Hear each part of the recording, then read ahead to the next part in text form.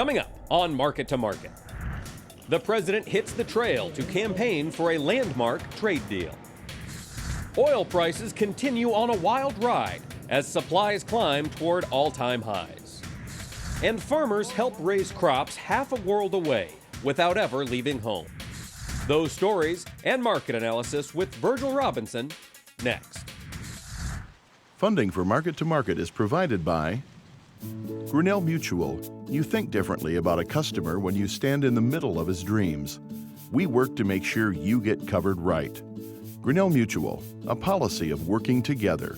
Information on finding an agent near you is available at grinnellmutual.com.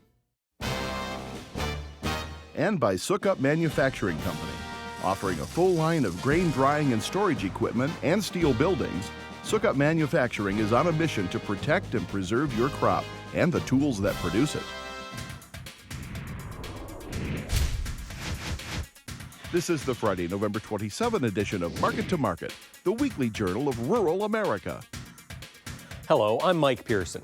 Government officials are predicting another year of dwindling profits for farmers. According to number crunchers at the USDA, net farm income will decline 38.2%, the largest drop since 1983.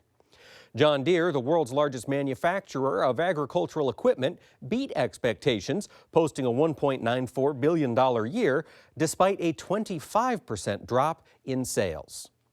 The broader economy, however, continues to strengthen. The Commerce Department reported sales of new homes climbed 10.7%. Orders for durable goods rose 3% last month, and Commerce Department data also revealed an annual growth rate of 2.1%. One element fueling that growth is ethanol. Currently, farmers and the government are at loggerheads over production numbers. EPA Administrator Gina McCarthy is on the hook for a November 30th decision. While there were hints of movement on the issue, as of Wednesday, when this program was produced, no verdict had been rendered. Oil, ethanol's main competitor, is fighting its own battle as it combats burdensome supplies and Middle Eastern conflicts. The United States has the most oil reserves on hand since 1972, with more than 39 billion barrels in the bank. This week, the U.S. Energy Information Administration reported the 6th consecutive annual increase in reserves and the 4th highest annual amount on record. Peak reserves were logged in 1970, when the U.S. had 42.9 billion barrels stockpiled. The low water mark was 20.5 billion barrels in 2008. Since that trough, the reserves have grown 94%. The agency's forecast, though, indicates 2015 will likely end the trend, as sustained low prices for oil and natural gas are likely to reduce the cash. Less drilling, driven by a fall in market prices, have made profitability more challenging for the industry. Texas added 2.1 billion barrels of crude to the bank in 2014, with activity in the Permian Basin and Eagle Ford shale play. North Dakota's Bakken region produced 400 million barrels last year. The latest equipment count from Baker Hughes reveals 757 domestic oil and natural gas rigs in operation, off 10 from a week earlier and down 1,172 from a year ago. Although not tied directly to price, as the stocks have gone up, the price continues to stay at levels not seen since 2008. 12 months ago, crude was trading at $73 per barrel. The last time crude traded above $100 was July of 2014. A bill to lift a 40-year-old ban on crude oil exports is in the Senate. The president threatened to veto the measure after the legislation cleared the House back in October. The ban was put in place by President Gerald Ford in response to the oil embargo put in place by Arab OPEC nations. Production of new domestic energy. One gift expected to hover over Black Friday sales are drones. The Federal Aviation Administration is getting in front of the largest Air Force ever created, using their own task force to fly over the issue. Unmanned aerial vehicle operators may be applying for licenses instead of registering their thousands of newly minted UAVs that weigh in at over half a pound. The flight plan shows the program should come in for a landing by Christmas. Getting drones to your doorstep may become easier if Pacific Rim nations get the green light from lawmakers. With the last signatures barely dry on the Trans-Pacific Partnership, prime ministers and presidents alike face the daunting task of convincing their home governments to vote the deal into place.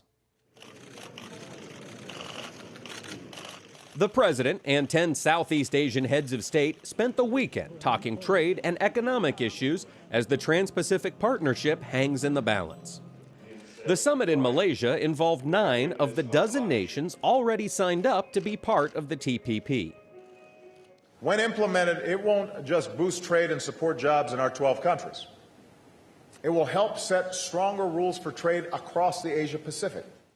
Congress has yet to formally take up the Free Trade Pact, but interests are already lobbying members of Congress who can only pass or reject the measure without making any changes to the agreement. The body has 90 days to review and consider public opinion. More than 150 people from 52 non-governmental organizations gathered in Kuala Lumpur to protest Malaysia's commitment to the landmark trade deal. Farmers in Japan, the 4th largest market for U.S. agricultural exports, are worried the lowering or elimination of tariffs on agricultural imports will hurt their market share. Secretary of Agriculture Tom Vilsack defended the pact last week during his meeting with his agricultural counterparts in Japan.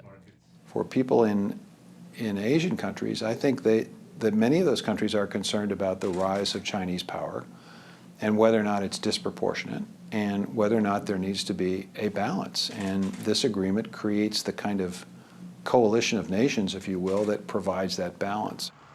7 former USDA chiefs signed on the pro side of the line, saying the new markets are critical for farmers in rural communities because agricultural exports account for 20% of farm income. A coalition of commodity producer groups recently voiced support for the TPP, including the American Soybean Association, the National Pork Producers Council, National Cattlemen's Beef Association, and the National Association of Wheat Growers. Those opposed to the deal include the National Farmers Union. So far, the American Farm Bureau Federation has yet to offer a position. Several labor organizations are also against the trade deal, citing the potential for job shifting overseas, unsafe food imports, and adverse effects caused by other past trade pacts, including NAFTA. According to a New York Farm Bureau survey, the Thanksgiving feast cost 3% more this year. Last summer's bird flu outbreak had little effect on supply, and some supermarket chains cut turkey prices to lure customers into the store. For some, getting enough to eat is far tougher than just driving to the grocery store. Feeding the hungry has always been a question facing those with enough food. And as producer John Torpy discovered, one Midwestern farmer found a way to help those in need half a world away without ever leaving the farm. Paul Yeager explains. In 2005, an article in a small-town newspaper inspired Dennis Lundy to sacrifice a significant portion of his income to serve people he would likely never meet. The story featured a group of farmers from Conrad, Iowa, who were producing a crop for needy people thousands of miles away. Lundy believed that if he planted the idea of farming for a cause in the minds of friends, family, and fellow members of his church, together, they could make a difference in the lives of those less fortunate. I tried for a while to get somebody else to do it, and nobody would get interested, so I finally decided I guess it had to be me. Took it to our men's group at church, and we discussed it, and they were game, so we got it underway, and it's just worked every year since then. I feel God gave me what I have and the resources and the knowledge, and it's a good way to use what I was given to help other people. Dear Lord, we ask you to bless these people again. We ask you to bless their work. We ask you to bless this crop that it may be fruitful so that people far away from here can know that you love them and that there's people around here who love them too and are willing to do your work for them. That divine calling was the genesis of an effort Lundy called Fields of Faith, but it was far from the first such effort for Foods Resource Bank, a Christian-based charitable organization that facilitates humanitarian projects in 34 countries. Foods Resource Bank supports operations like the one Lundy envisioned, which it identifies as growing projects. And it believes farmers play a pivotal role in their success. All of a sudden it dawned on me, I hadn't talked to a farmer. And, I changed that. I began talking to farmers over a cup of coffee. And by April that year of 2000, we had 6 or 7 guys in different communities throughout the Midwest, upper Midwest, who wanted to do this. And so that sort of was the foundation then of the Foods Resource Bank. Fields of Faith officially began when Lundy took 60 acres of his cropland and designated its annual output for charity.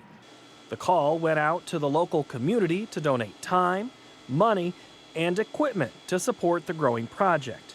And the rural community, from seed companies to implement dealers to private citizens, responded. Lundy helped plant the initial crop on his Fields of Faith, which donated time from friends and neighbors. Despite the name, Foods Resource Bank does not provide any direct food relief. Instead, the nonprofit uses funds from its growing projects to build critical infrastructure in developing countries. And you can probably just run right along that side if you want to. And growing projects like Fields of Faith have the opportunity to decide where their charitable efforts will be put to work. Foods Resource Bank partners with organizations like Catholic Relief Services, Church World Service, and Lutheran World Relief to help with charitable projects all over the world. The projects range from efforts to improve irrigation projects in mountain villages to improving compost production in urban areas. Once a program is approved, Foods Resource Bank commits to funding the project for 3 to 5 years. And 90% of the funding for the efforts comes from growing projects like the one Fields of Faith has been conducting for the past decade. But that can be a double-edged sword, and the folks at Food Resource Bank are all too keen to the fact that the primary source of revenue, farming, often is volatile and unpredictable. The expenses for the project are kept separately to ensure accounting accuracy while tracking input costs. In years with favorable commodity prices like 2012 and 13, when severe drought pushed corn to $8 per bushel and soybeans above $13, the donation from 60 acres was substantial despite higher than average production costs. But in leaner years like 2014, when corn approached $3, Foods Resource Bank plans for dramatically less revenue. That's why we call it a bank.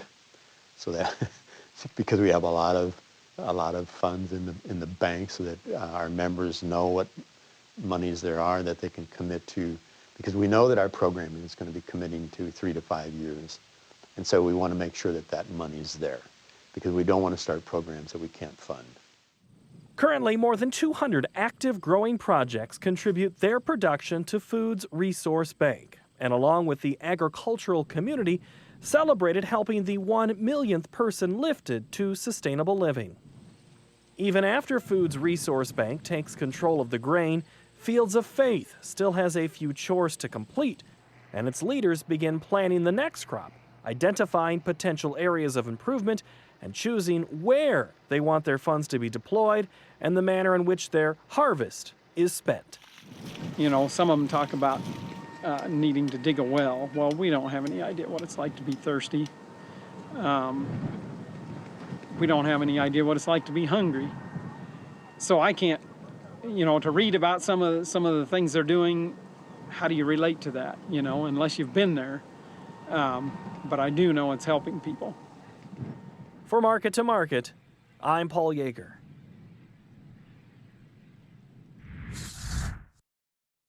Next, the Market to Market Report.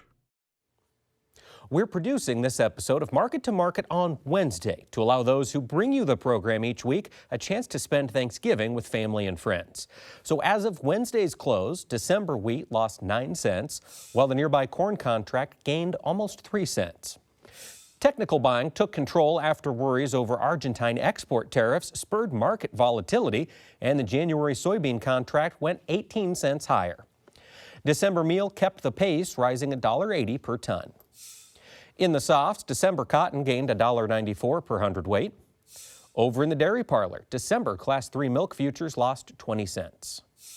In the livestock sector, February cattle gained $1.10, January feeders gained $1.33, and the February lean hog contract lost 25 cents. In the currency markets, the U.S. dollar index gained 0.2%.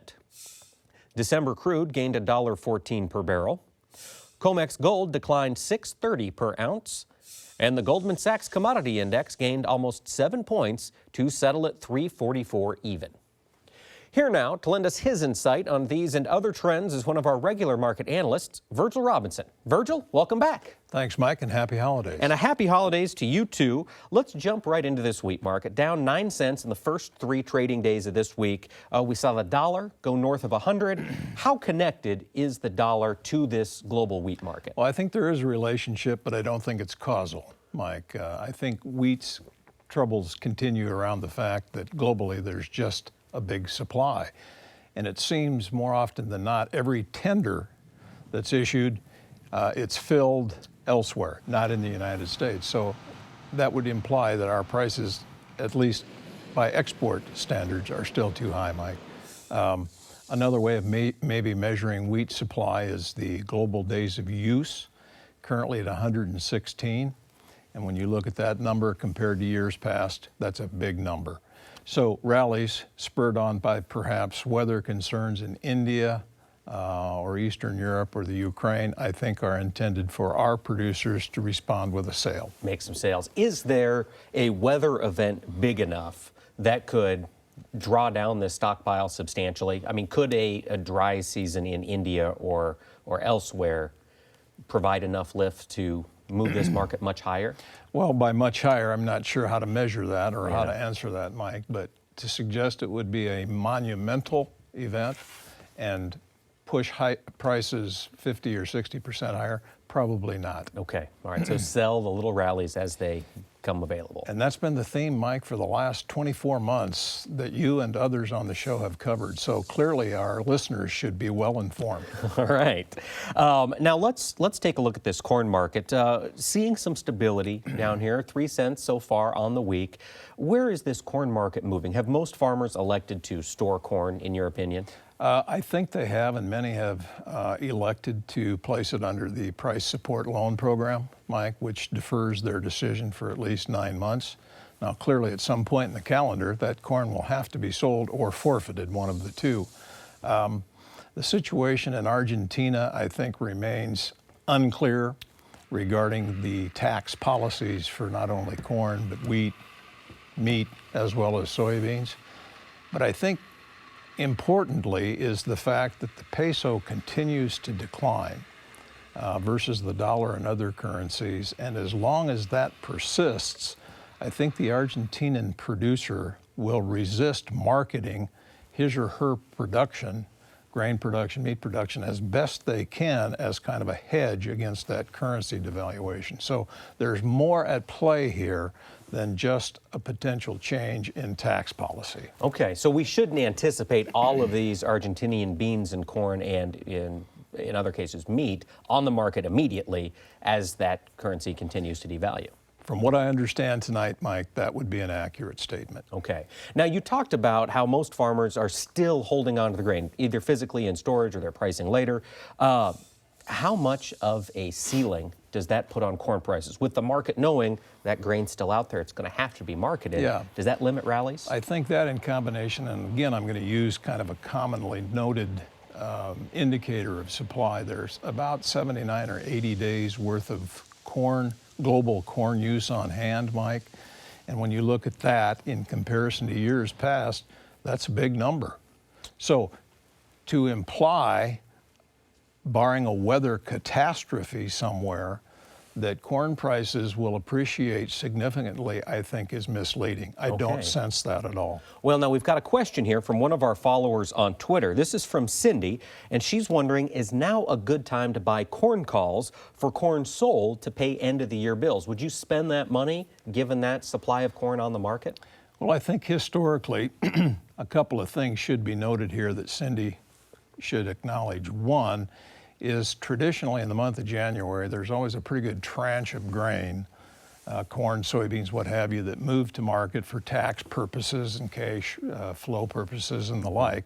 And then secondly, historically, the month of February is historically the month where volatility and the price that you pay for corn option volatility is at its lowest. Okay. So based on those two things only, it would be my opinion to defer that probably until February. All right. Now let's jump into the soybean market. Despite the elections and the initial scare that caused to the market, soybeans thus far in the week have been the big story, up 17 cents so far. Is that a trend that we can see continue? Have we turned a corner in this soybean market, Virgil? Well, a couple things. We spoke to the lack of clarity regarding the Argentinian tax policy, export tax policy. And then secondly, Mike, there is, I believe, a little growing concern about it being too wet in southern Brazil, and in pockets of central northern Brazil, it's too dry. Okay. On average, soybeans sown in Brazil are about a week behind normal. So should that pattern persist, I think that, combined with the Argentinian conversation we've had, in combination with the fact that the speculative community is short soybeans and soybean meal, could certainly lend itself to an additional short covering rally. Okay. And I think that short covering rally, should it occur, Mike, is an opportunity again for those who have sold little or nothing to do something, make a sale. Get some on the books. Yeah, I think so. You know, the same kind of scenario exists in soybeans. The stocks-to-use ratio is at a multi-year high. We've had record global production 2 years in a row, record global wheat production 3 years in a row.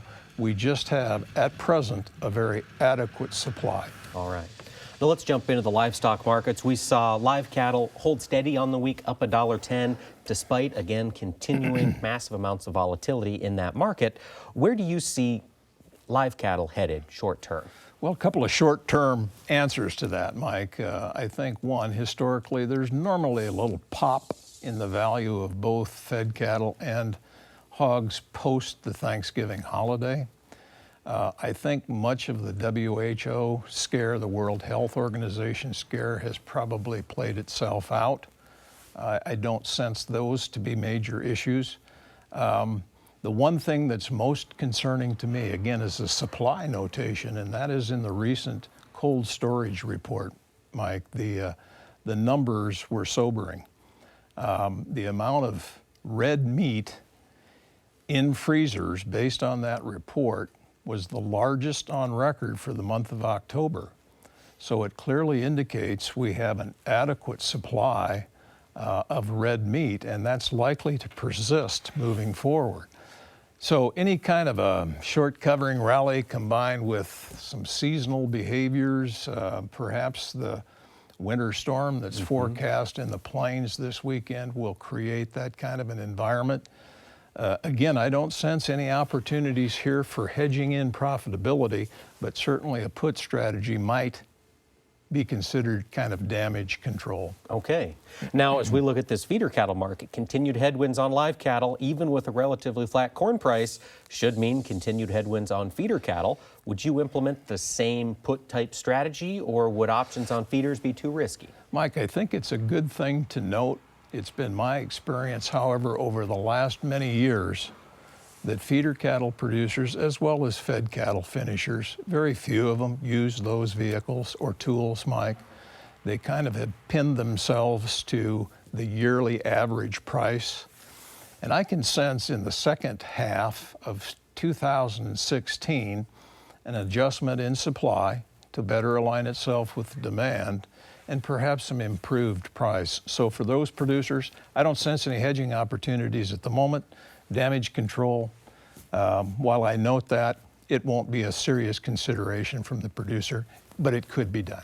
Okay. All right. Now, you mentioned a change in supply. Do you see the beef herd growth slowing to slow down this increasing supply of beef?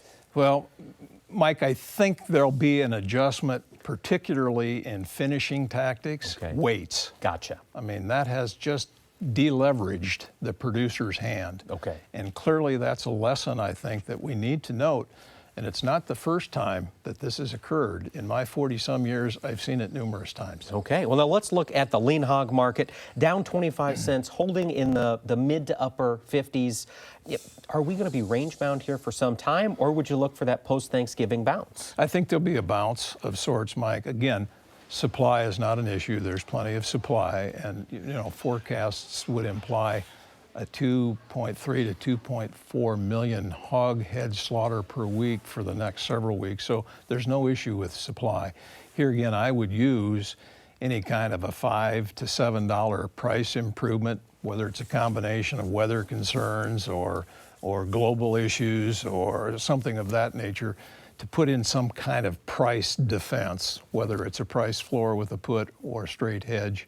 Or even a forward contract. I would employ that moving forward for at least the first half of 2016. All right. Well, Virgil Robinson, thanks so much for joining us this week. My pleasure. Thank you, Mike. That wraps up this edition of Market to Market. But Virgil and I will continue our discussion and answer some of your questions in the Market Plus segment available on our website. It's also where you'll find audio podcasts and streaming video of the program, along with our Twitter feed and Facebook page. And join us again next time when we'll examine the next frontier for genetically modified organisms. So until then, thanks for watching. I'm Mike Pearson. Have a great week.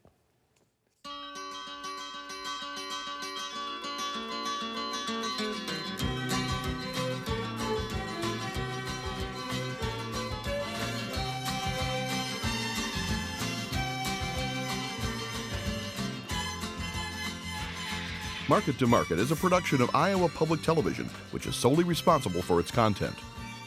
Funding for Market to Market is provided by Grinnell Mutual. You think differently about a customer when you stand in the middle of his dreams.